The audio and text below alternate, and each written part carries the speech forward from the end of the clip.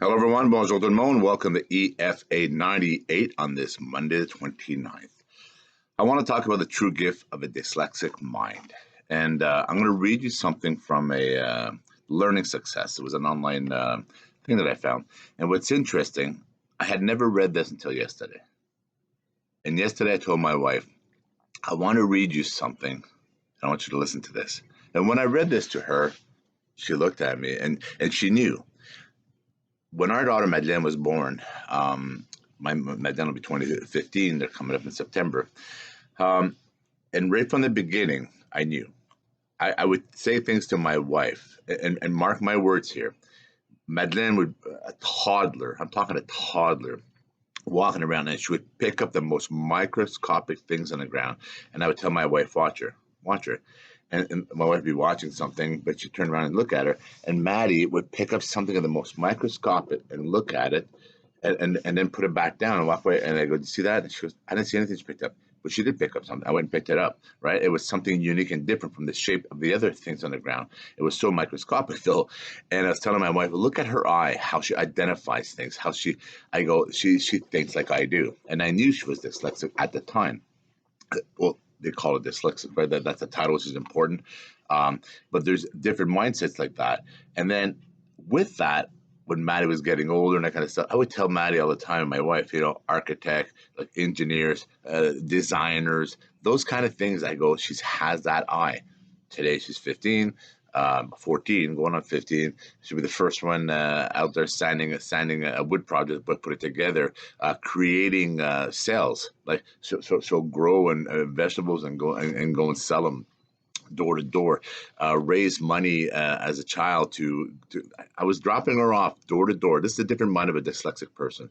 I was dropping her off door to door after soccer one night, and she was raising money and to buy a guitar for the school. And I wasn't aware of like the school. Anyways, so she was telling me about this thing. So I thought it was part of the school project. So every night after her soccer the time, we were dropping her off. And then she raised enough money. And then one day at the music school, she wanted to buy a guitar. And I didn't. I go, why would the school want you to buy the guitar? Like, don't they just raise the money and have an administrative person? Like, are they downsizing everything? You're buying the guitar? She goes, no, it came from her. She says to me, no, I want to buy the guitar. The guitar is broken in our class. We have a broken guitar.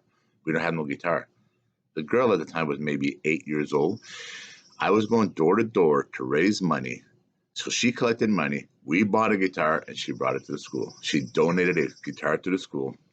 She raised money door to door she raised money for a guitar for the school for the music classes, and that's what she's telling everybody. And what it was on her own initiative. That's the mindset that I told you yesterday, and yesterday's EFA when I was talking about dyslexia, going out with a shovel and going out with the push more and going out. That's Maddie. That's Madeleine from day one. And I can keep going on here. But what I wanted to focus on here is a true gift of a dyslexic mind. And there's a lot of videos out there, and I don't want to make this long. This is very important for all parents, right? For all parents that listen to understand.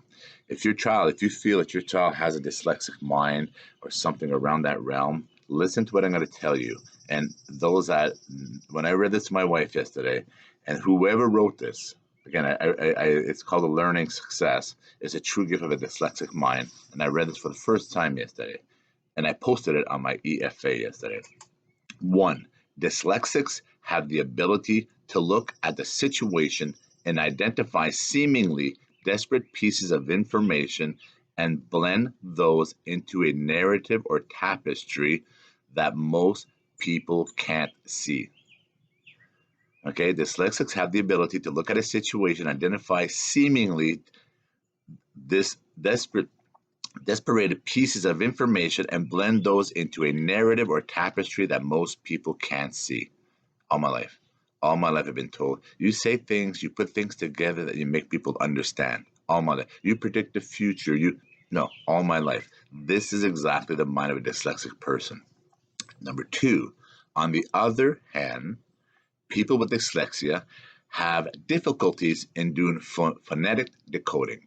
Okay, so on the other hand, people with dyslexia have difficulty in doing phonetic decoding. Keep going here. And number 3, in order to remove learning blocks from dyslexics, subjects such as engineering, entrepreneurship, architecture, and the arts should be embedded into the educational system. Let's repeat, ladies and gentlemen. In order to remove learning block from dyslexics, subjects such as engineering, entrepreneurship, architecture, and the arts should be embedded in the educational system. Like, I didn't write this. I read this yesterday for the first time yesterday. And this group that wrote this, and those that are the author of it, because a lot of times organizations they get the credit, but there's an author, there's somebody in the background. There's always somebody in the background. I love writing, but the corporation gets they'll get credits throughout the world, right? But somebody wrote this, an author wrote this, somebody put this together, somebody came out of their minds, and a group of individuals maybe have put this together. The group of individuals that knowledge, training, and experience, they know this to be real. They know this to be real. This is so real. And this is where the education system has failed your child. When it comes to dyslexia, the amount of money, they ought or should know better.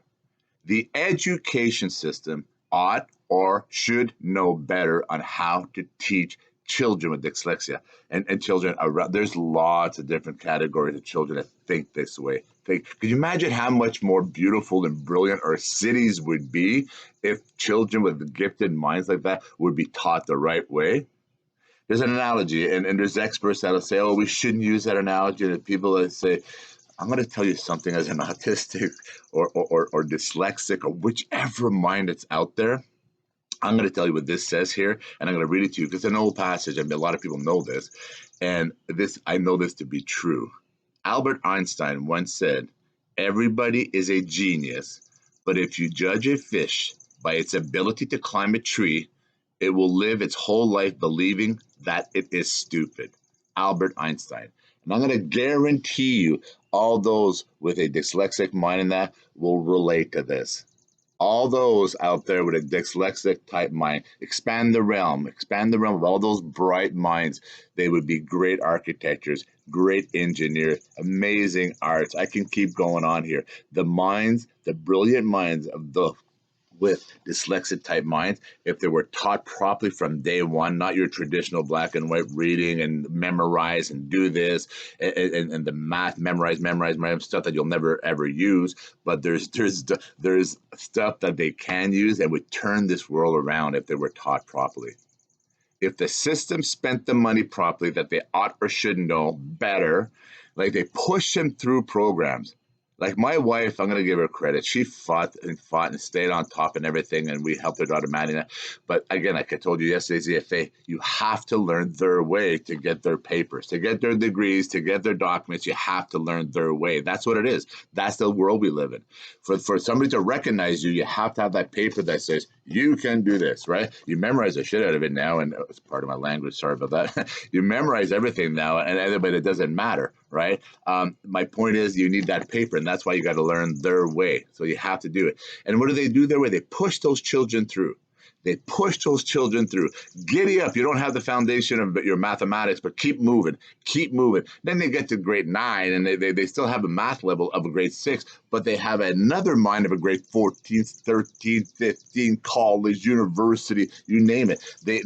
Or street smart. They have the street smart way beyond others, because they think differently.